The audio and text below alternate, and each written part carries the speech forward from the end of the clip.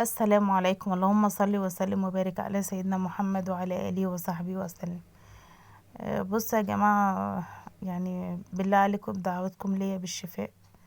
انا بجد شفت الموت بعينيا، والله كان يوم صعب جدا عليا، ما نمتش خالص. كنت تعبانة جدا، ترجيع وسخونية شديدة، كنت بموت. وكل ما اجي اقوم اترمي يغمى عليا. بجد الانسان ضعيف قوي قوي، والله ضعيف جدا يعني. مفيهوش حاجة، الانسان في لحظة كده كنت حاسة فعلا ان انا بموت، والله العظيم حسيت ان انا فعلا بموت.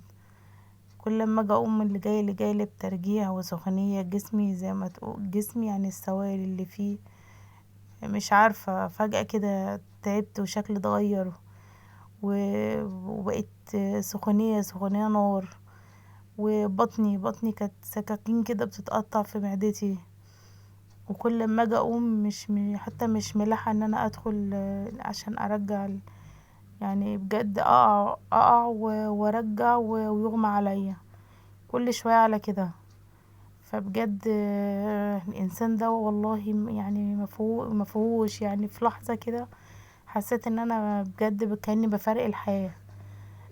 دعواتكم ليا يا جماعة والله، ولان البيت عندنا كده تعبانين، فبالله عليكم ادعولنا بالشفاء. وادعولي كده ربنا يخليني لعيالي ان انا اربيهم يعني، وربنا يشفيني لعيالي. لان بجد حسيت ان انا كنت بموت. كل شويه يغمى عليا، كل شويه يغمى عليا، وما الحقش نفسي.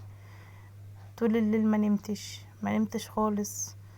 اجي اقوم الدنيا دي بتلف بيا، وحاسه ان انا مفيش توازن خالص، اقع من طولي كل شويه على كده. فالحمد لله، كل اللي بيجيبه ربنا الحمد لله راضين، والحمد لله بيه. بس الموضوع صعب بجد، تعبت جدا جدا والله يا جماعة، وحاسة جسمي تعبان مش قادرة. بس انا سجلت الفيديو ده دعواتكم ليا بالشفاء يعني. اي حد يدخل ولو شاف الفيديو بالله عليكم ادعولي ان ربنا يشفيني ويخليني لعيالي، لان كان بيغمى عليا كتير جدا. فالحمد لله الحمد لله، انا دايما متصابة ودايما تعبانة، وبقول الحمد لله. يعني ربنا يجعله في ميزان حسناتي. الحمد لله على كل شيء. بشكركم جدا، والسلام عليكم.